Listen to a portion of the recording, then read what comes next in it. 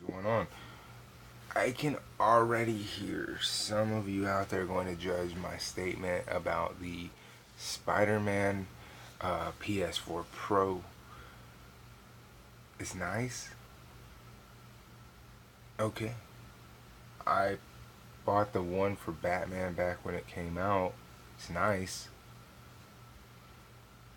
That's the only reason I have a PS4 is the decal. And the decal just it's a sticker. It's what's a decal. And not taking anything away from PlayStation for having a nice decal on their system. PlayStation just can't hold a candle when it comes to having the nicest system on the market. They can't have they don't have it. Okay? And like I said, I know you're gonna judge me off of that and talk about, oh, you're biased because you're a Nintendo guy and you play on Xbox. You don't like PlayStation like that. And it's not that. It's PlayStation literally takes a sticker and puts it on their console. That's it. That's all they do. There's no real big whoop-de-damn do. They take a sticker and they put it on there like most people used to do with their old consoles. They take their favorite sticker and put it on their Xbox or their PlayStation 3 or whatever and just kind of make it their own thing.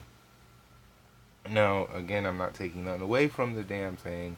It's nice, shiny, but it really can't hold a candle.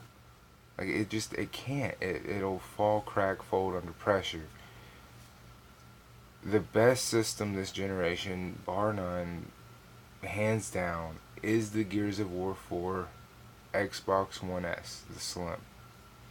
That is the best decal designed, whatever you want to call it, system on the market. The uh, the little imprint of the Gears of War logo over the air vents, that's real nice. But what sets it apart is the actual indent, the actual scratches that are in the console itself that were made and designed to be on the console itself that you can really feel. And it even goes as far as the controller. Here it is. There's some scratches right there. You can really feel those that are meant to be there. And it's red versus red. Red is my favorite color. Whether we're talking Spider-Man or whether we're talking Gears of War 4, they're both red. One's a more darker, more realistic blood red with Gears of War. One's a more bright, more bright, colorful red with the Spider-Man. And while the Spider-Man is nice, it just can't hold a candle. It can't. It can't even compare to the Gears of War 4 edition of the Xbox One. It just can't. This is so much nicer. Whether we're talking controller or we're talking over the actual system itself. Gears of War and Xbox just they murdered the game. Sony can't come back from that. The only way they could come back is if they cared enough about a franchise to imprint it on a system, regardless of if it's the PS4 Slim or the Pro. If they cared enough about a game to imprint, to leave a mark on the system, to build it in such a way that it stands out against even their own systems. And that's what Xbox did. And that's why I say I'll compare the Xbox One Gears of War against any of them, even the Batman PS4 that I have. While I love Batman and it's a great console because it's not black, it's steel gray with a Batman shadow on it. Gears of War 4 just kills it. It's just top of the game. That's where it lies at, man. And if the photo for the Tomb Raider one that I saw is true and comes out, Xbox will be the best place to buy your consoles for design because it's not just a sticker. It's an actual design. There's actually, you can go up to it, you can touch it and feel it. Okay? So on that level, Xbox is where it's at. Now, I spent all that time talking over the consoles and designs, and I'm going to go ahead and, while I have the moment, talk about Blade Strangers. I said I was going to be doing a review for this game, and here it is. Blade Strangers is possibly the middle of fighting. Like it lies in the middle. This isn't the best, but it isn't the worst.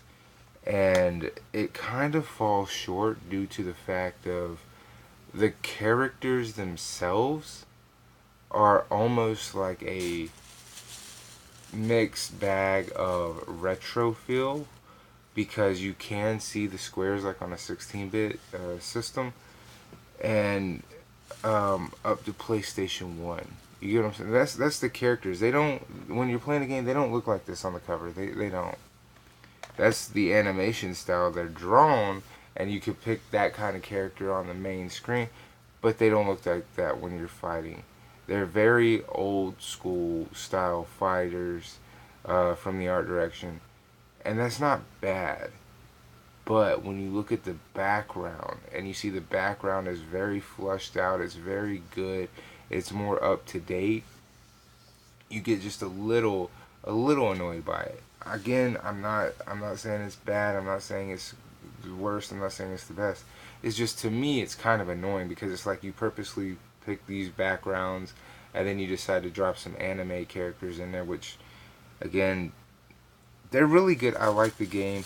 And one other thing is, there is a story mode, and the story mode does get repetitive. They stick to like 2 or 3 key phrases. One of the characters I played, like right off the jump, continually said, "I'm going to arrest you. I'm a time cop. Time to scan you." Those are like the top lines, and there's like 6 fights through the whole story for one character. And when they have like 1 or 2 main lines, it gets really annoying to continue hearing. The voice acting is in Japanese, which is great. I don't care about, whether it's English or not. Um, they do have it, and will push replay value on this game, because you start off with, I think, 6 characters, and there's a total of, I think, 12. I want to say 12, and I could be wrong. I think it's probably more like 9, and you start with like half of it. So you have to kind of figure out how to unlock the other characters. Um, like, you have to unlock the guy right here, the cave story guy. The cave story girl is already unlocked, which was weird. I figured she'd be the one who's unlockable and he'd be the one playable. But there's so many different little stories. There's so many, reasons to go back and play it. It is a good game. After all, the controls are real tight. There's no real memorization here. It's just a button masher, and you can do whatever you want to. But it is, I will say this too, it is very easy. And I played it on normal. And I don't really ever play a game like that on normal until I get the button configuration down. This game is very easy. I've not lost a fight. My first online fight I won. Um, to tell you and give you kind of a feel of how easy the game is. The fact that I won my first online battle, and I hadn't even played it for more than one match when I went online with it, should tell you it is very easy. Normal is probably actually supposed to be easy settings, because, again, I didn't lose one fight, and I went through the story mode with 2 different characters and didn't lose not one fight. But aside from that, you guys already know I'm a huge Nicholas fan. I have all of them now, except for Code of Princess EX. And the only reason I don't have that game is because, for some reason, Nicholas decided Blade Strangers and Code of Princess EX were just going to be so damn hard to come across. I had to actually go to GameStop, walk in, and tell them to order this for me. Which I didn't really want to do, but hey, it's fine. It is what it is. Um, so, as it sits now, I believe these are all my Nicholas games right here. This is a pretty good library, Nicholas. You guys have been the best developers, publishers, whatever it is, this generation. I buy all your content on Switch. You guys need to holler at me. I'm gonna say that. You need to holler at me, because I am buying up all your content. I don't care. I do want a physical version of that. What 5V? I want to say that's what it's called, but I could be wrong. But it just says V V V V V V. That game, I want a physical of that, and I want a physical of 1,000 spikes. That way, I can buy those two as well. I know we will never get a physical for Night Terror because it's basically a phone game or a runner, however you want to look at it. But the more physical copies of Nicholas games that I can have on the Switch, the more the library is going to grow, the better my collection is going to be. Um, and this is, I think, actually sitting higher right now. Nicholas, you guys are sitting higher when it comes to games that I own by you versus shit. I just knocked the shit out of that. Games I own first party wise from Nintendo. You guys are where I'm going to buy the content. I think I have every Nintendo first party game on the market aside from Captain Toad's Treasure Tracker. So, just throwing that out there, I do hope to end up getting, like I said, 1,000 spikes, or I think it's 1,001 spikes. Um, and that game 5V or VVVVV, whatever you want to call it. I just don't want to download. I don't want to have these games digitally because they're so much better to have physically. And that's because every time you get one of them, you get something like this, something odd. It won't be a keychain every time, but it is something. And sometimes, all the time, you'll get a reversible cover and a instruction manual. That's why I love buying up all the Nicholas games. I can choose which one I want. I can play the game. I get a little collectible, whatever it is, and the games are fun. So I just wanted to put that out there. I wanted to get the first part out the way, and I wanted to also get the review done. That's basically what we had done here, and I will see you guys next time. Deuces.